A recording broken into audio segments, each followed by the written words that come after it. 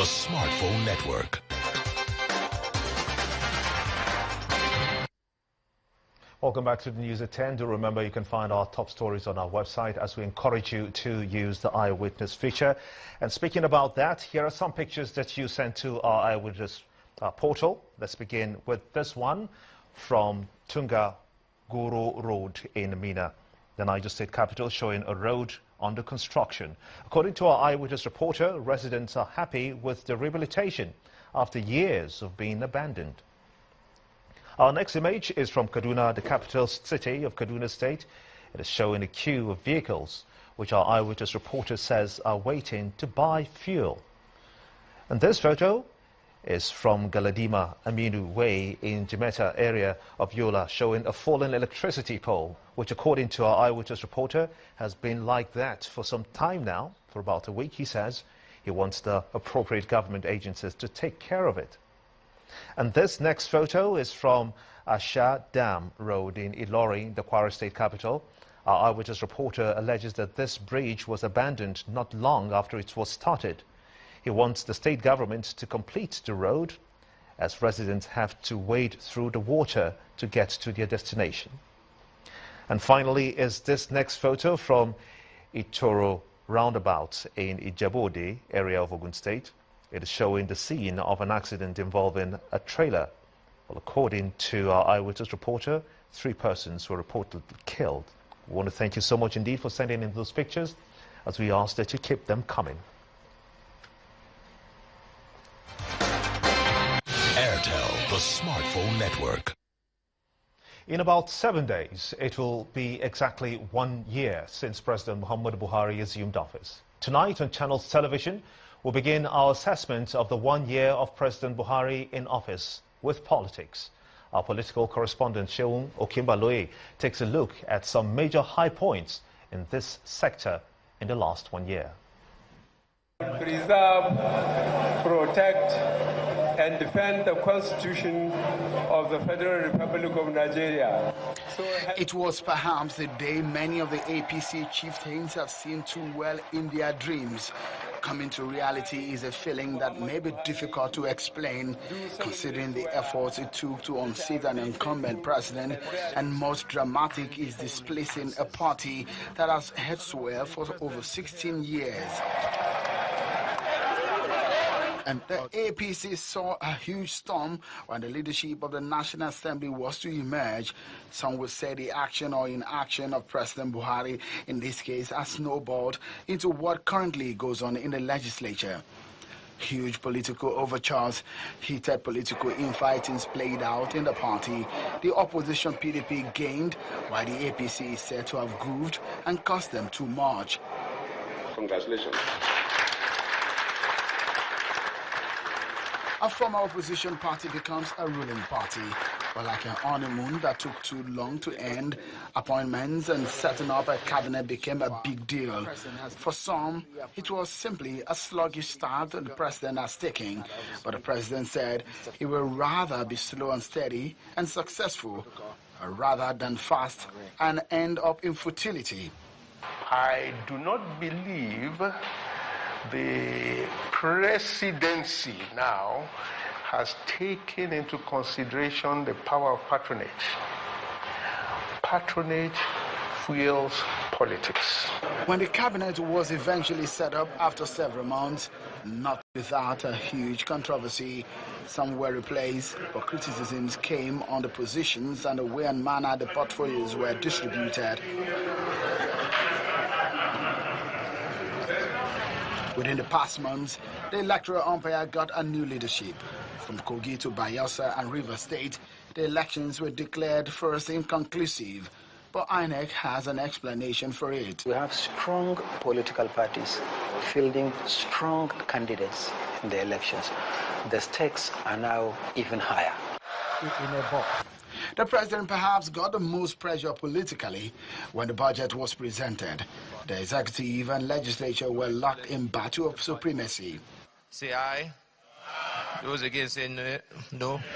For the first time in a long time, political competition in Nigeria became dead or non-existent as the ruling party appears still booting to act and supposedly main opposition party still not realized its role.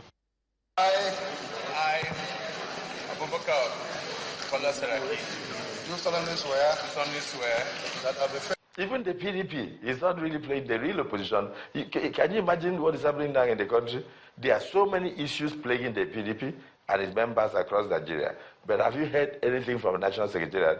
Instead, what you are hearing are personal ambitions.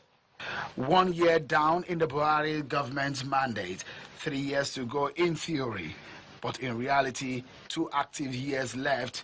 Many are asking President Muhammadu Buhari to play more politics and that both the ruling and opposition parties should wake up and give Nigeria a vibrant democracy. Seun Wakimaloye reporting for Channels Television News. Well, joining me on the news at 10 to discuss further on President Muhammadu Buhari's 1 year in office is Dr. Kayode Esuola, a senior lecturer, Department of Political Science, University of Lagos. I want to thank you so much indeed for coming on the news at 10. For having me. You saw from Seun's report there the transition. That was the turning point after 16 years of rule by the PDP. It was a major switch. How would you describe the political atmosphere since that switch happened? Well, in summary, it has been laden with a series of uncertainties, if not retrogression, and I'm choosing that word with a complete sense of responsibility. Now, we talk about politics. What has happened to politics in the past 1 year? Fortunately or otherwise, politics is something slippery, but take politics first as policy. Remember, you had a president who, during swearing in, came out to say, I am for somebody, I'm not for somebody. I can't remember the exact sentence now. When, of course, Nigerians were expecting major policy pronouncements, especially coming from the background of a government that was, criminalized based on certain differences. That went, Nigerians were disappointed. No policy, many speeches. 100 days in office, we still had the same president who came out to tell Nigerians more of what he was unable to do rather than what he was planning to do. Again, no policy statement. So if you take politics as policy, what we have in Nigeria so far is so cloudy that you cannot really place the direction of this government. Having said that, in the cloud, you still manage to see 2 conspicuous programs of the current government. And I'm saying programs, not policies. They are 2 technically different things. Program number 1, you don't need the wisdom of Solomon to know that the president is currently fighting corruption. That is good, it is noble, it is full of virtue, and is acknowledged all over the world. The second one, there is an attempt, and it's just an attempt, to revitalize the economy by diversification or any other thing. To me, these are the 2 programs that can be taken out from the cloud that surrounds the presidency. But that being said, for a government that took over from the Jonathan PDP administration, which Nigerians condemned widely as not having the interest of the people at heart, to me, something else could have come first. And that thing which could have come first is the welfare of the Nigerian people, the security of the Nigerian people. I think so far the presidency, this administration, has not taken seriously the welfare of the Nigerian people. President Buhari came in with, I'm sorry, but let me just ask you this.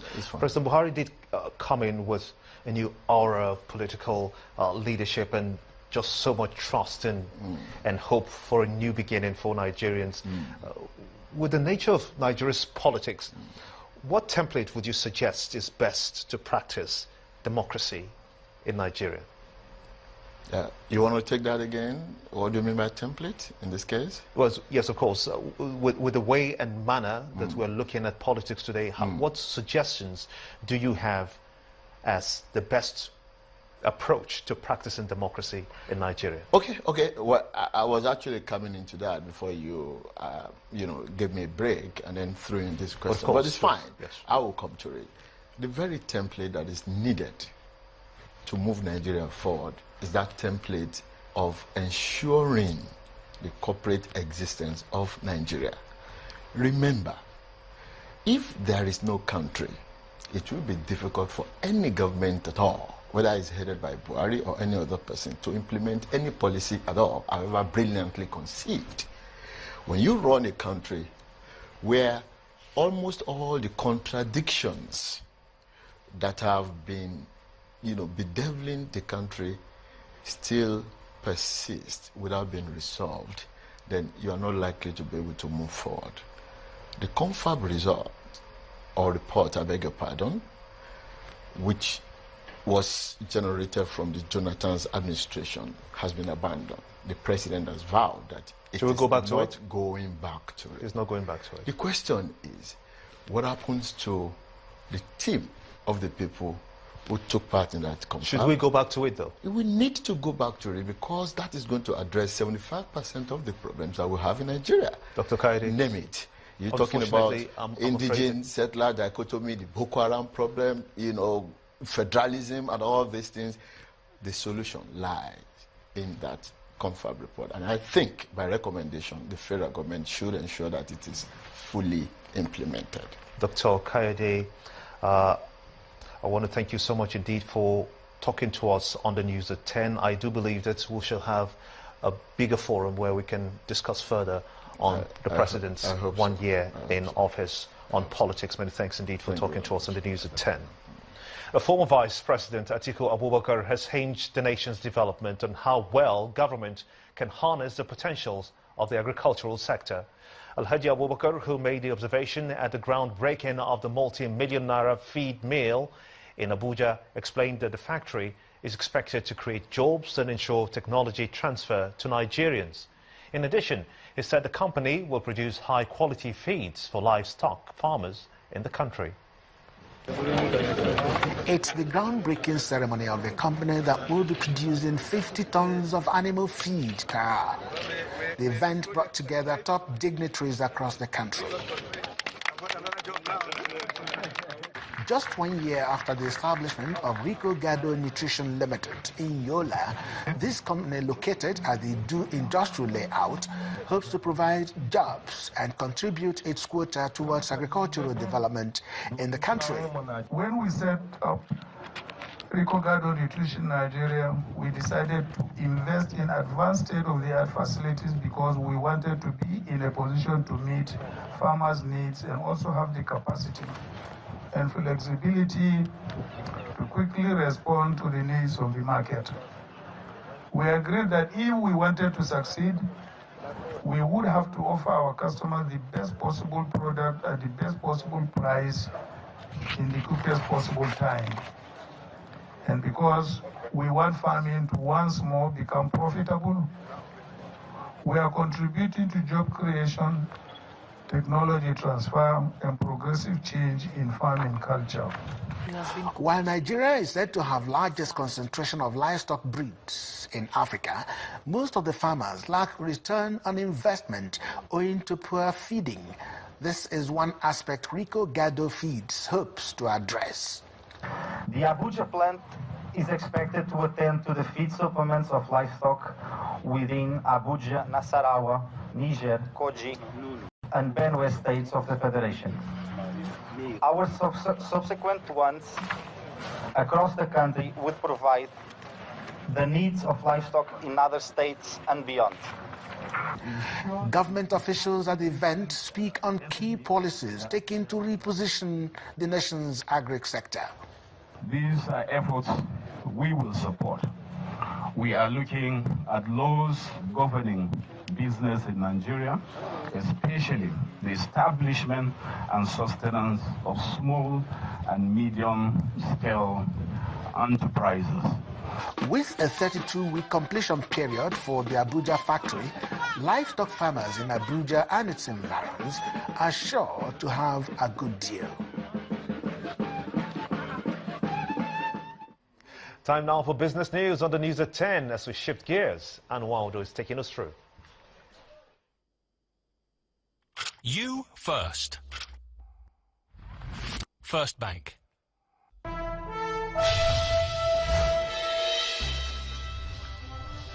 Hello and welcome to Business News. Hundreds of delegates, including heads of states, policy makers and business leaders from across Africa and around the world, today began their week-long annual meeting of the African Development Bank in Lusaka, Zambia.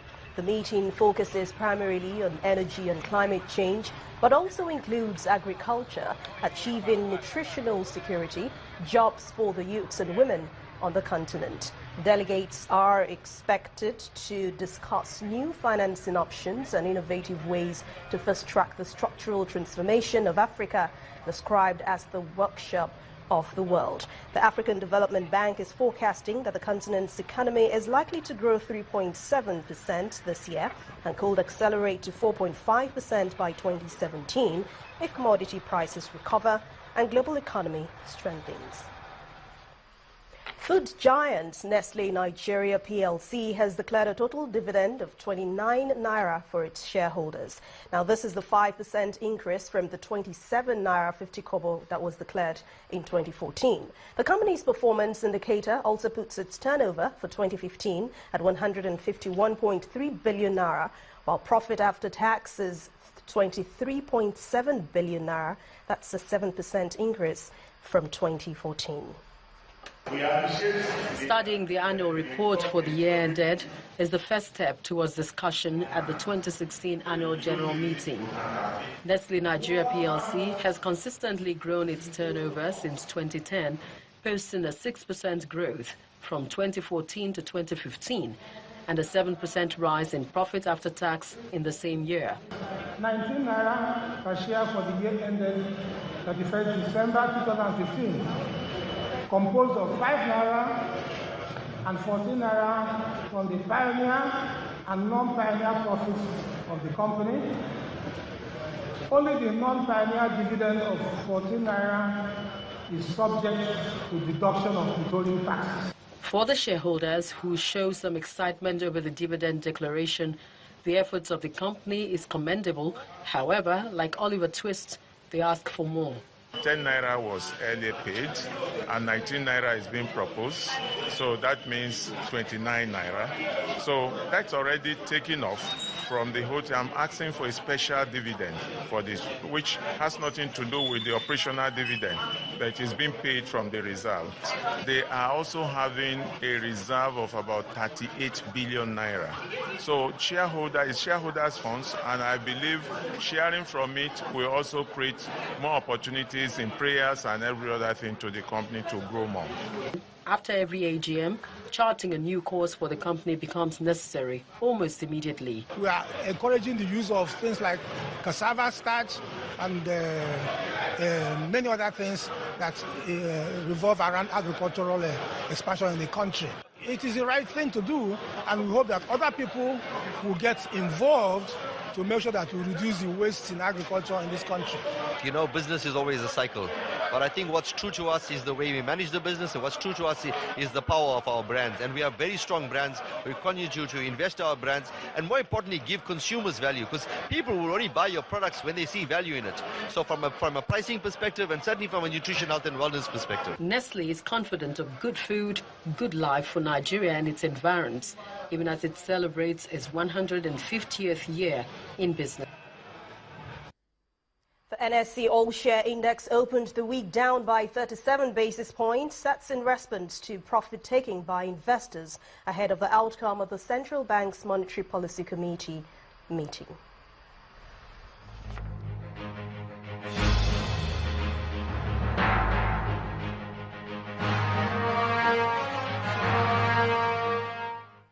Hello and welcome to Stock Market Reports.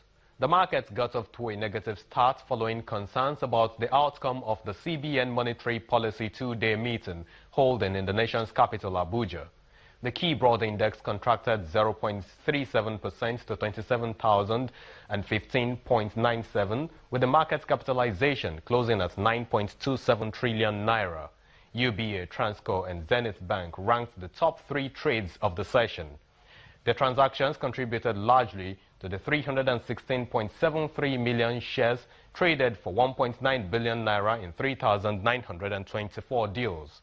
With a negative market breadth of 14 gainers to 28 losers, NEM Insurance dipped the most by 8.75%. PZ and Union Daikin also lost about 5% each. On the other hand, Stanbic IBTC advanced 10.19%, coming ahead of DN Mayer and Fidson. And that's the stock market report for today. I'm Temple Ashaju. Thanks a lot, Temple. Now let's look at major markets around the world. They all ended today's session mostly in the red as a result of fall in oil prices, mixed Eurozone data, and the prospect of a U.S. rate hike in June.